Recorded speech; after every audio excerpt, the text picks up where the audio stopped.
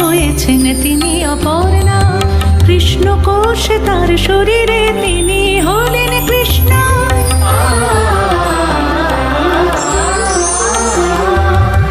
ইচ্ছা বলে কৃষ্ণ কোষ ত্যাজিলে